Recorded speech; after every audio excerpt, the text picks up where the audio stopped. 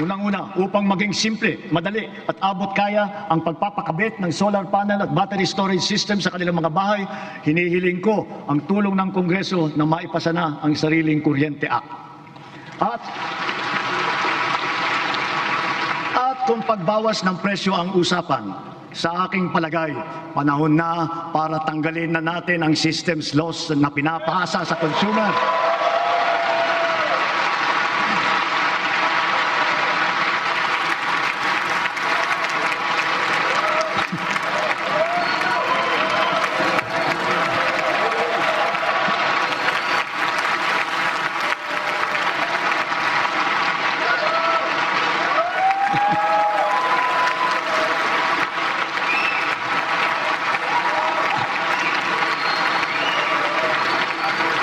Pinapasa ito sa consumer at kinakarga sa bill na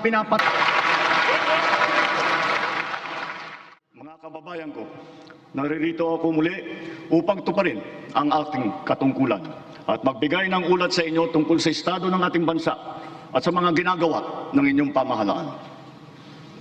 1 taon na ang nakalipas mula noong huli akong tumayo rito upang ilantad ang katiwalian na nadiskubre namin sa mga flood control project. Gaya ng aking ipinangako sa inyo, nagsagawa tayo ng malawakan at malalimang investigasyon na walang pagkikiling kahit kanino man. Masusi nating sinuri at sinundan kung saan tayo itinuro ng ebidensya. Lahat ng kailangan gawin ay ginawa natin upang matuntun ang punot dulo. Mayroon ng mga unang nakasuhan at nakulong, mga kontratista, matataas na opisyal, pati na mga mambabatas. At dumating na tayo sa punto. Kaakibat ng mga naisampang mga kaso, tiniyak ng inyong pamahalaan na mababawi mula sa mga nagsabwatan ang nakuha nilang pera ng taong bayan. Gayon din, pinigilan natin ang paglabas ng pera ng bayan na ipambayad pa dapat sa mga depektibo, peke o guni-guning mga proyekto at mapupunta lamang sa mga bulsa ng mga tiwalaing kontraktor at opisyal. Halos 25 bilyong piso ang halaga ng nabawi, frozen at napreserbang mga pera at ari-arian ng mga akusado. Ang mahigit 800 milyong piso dito ay agad nating nabalik sa Treasury. Lahat ng mababawi mula sa mga sangkot na tiwali ay agad ibabalik sa kaban ng bayan. Ipinapaubaya na natin ang pag-uusig sa Ombudsman at sa ating mga pinalakas na National Prosecution Service. Nananalig din tayo sa makatarungang hatol ng hukuman. Makakaasa kayo na ang gulong ng hustisya ay tumatakbo. Sa kabila ng mga kaganapang ito, kailangan natin umusad tungo sa pagbabago. Nakatulong ang lahat ng mga ulat at hinaing ninyo sa isumbong na Pangulo. Ang inyong pagbabantay at pakikialam sa pamahalaan ay ang susi sa paglaban sa katiwalian. Ang reforma sa DPWH ay nagsimula na. Nagpasok tayo ng mga bagong graduate kasama ang mga tuwid at mga asahang mga job order at contract of service. Bukod sa mga flood control project, lahat ng mga proyekto ay sinuri at tiniyak na talagang kinakailangan at maayos mula sa plano, presyo hanggang pagpapatupad. Para walang overpricing, sinigurado natin na ang mga materyales ay ayon sa presyo sa merkado. Bantay sarado ang bawat proyekto at ang nakalaang pondo sa transparency portal, integrity chain at katuwang na ang mga civil society organization. Mula nung tumama sa ating bansa ang epekto ng giyera sa gitnang silangan, nagdeklara tayo agad ng State of National Energy Emergency. Iisa ang ating misyon, uplift, ang iahon ng ating nahihirapang mga mamamayan. Ang lahat ng mga ahensya ay inatasang magtipid at pagtuunan mabuti ang mga programa na mas mahalaga sa pagtugon sa mga epekto ng krisis. Ibinuhos natin ang pondo kung saan karapat-dapat at mas kinakailangan sa mga pangunahing serbisyong ramdam at tiyak na makakatulong sa ating mamamayan. Ang pera ng taong bayan na muntik mapunta sa bulsa ng mga tiwaling opisyal ay naisalba natin. At sa halip na magamit natin ay nagamit natin sa mabuti at para sa tunay na kapakanan ng mamamayan. Ibinaba natin ang karagdagang halos 58 bilyong pisong pondo sa mga lokal na pamahalaan para mas mabilis at mas malawak ang paglingap sa taong bayan. Mataas ang tiwala at kumpiyansa natin sa mga lokal na pamahalaan.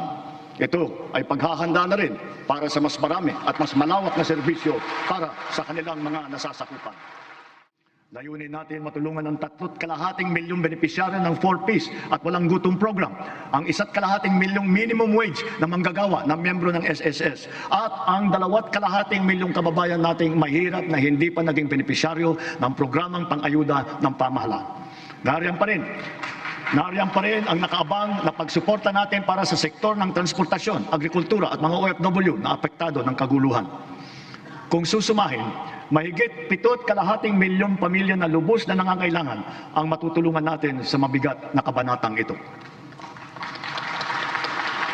Ngunit, hindi natin kaliligtaan ang ating mga manggagawang Pilipino, lalo na ang mga middle class, pati na ang mga maliliit na negosyo. Alam natin na sila rin ay nabibigatan sa epekto ng krisis. So to ensure the continued progress of the middle class amidst the lingering effects of the crisis, we will pursue tax relief measures that promote growth, that generate revenue, and advance equity towards socio-economic sustainability. Kaya bilang natatanging proteksyon sa kanila at para mas mapakinabangan nila ang pinaghirapan nilang kita, nananawagan ako sa Kongreso upang maipasa ang batas na magbibigay ng bahagyang ginhawa para sa ating bayaring buwis. Una, palawakin natin ang exemption sa income tax.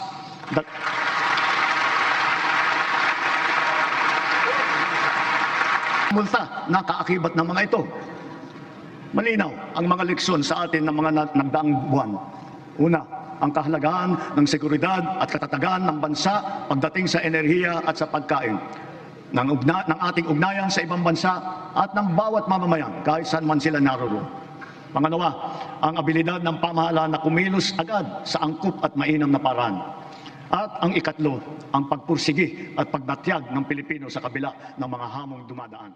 Sa susunod na taon, ang mga tren ng North-South Commuter Railway ay tatakbo na sa pagitan ng Valenzuela at Malolos. Sisikapin ng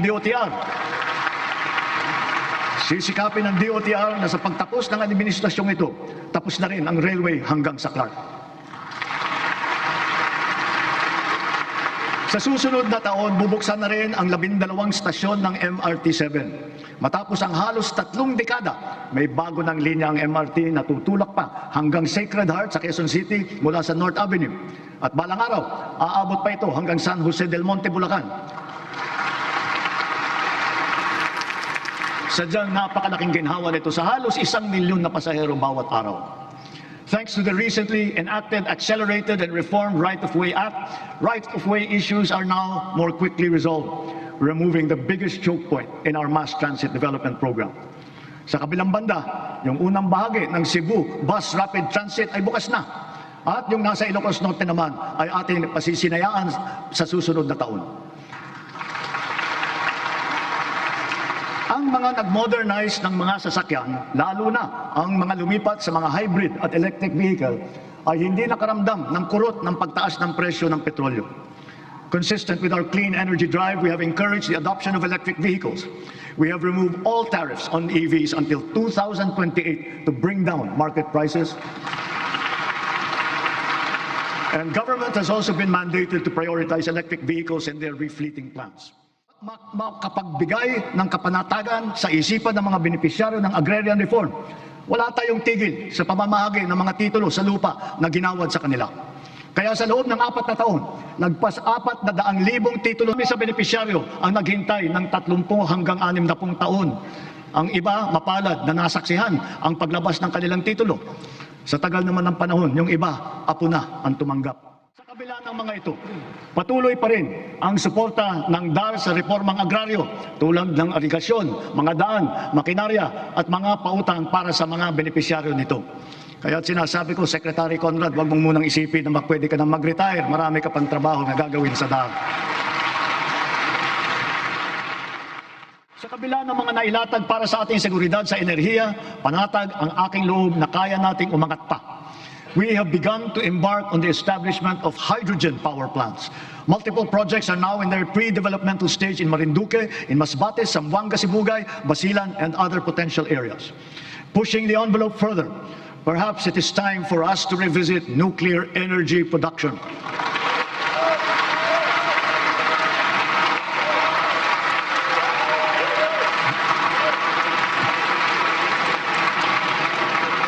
After all, we are already using nuclear energy in the fields of medicine, in agriculture, water filtration, and the upcycling of plastic. We are confident in its capacity to reinforce our energy security and to bring down the cost of electricity in our country. Titiyakin natin ay ligtas. Titiyakin din natin may papaliwanag na mabuti sa publiko ang magandang dulot sa atin ng enerhiyang nuklear.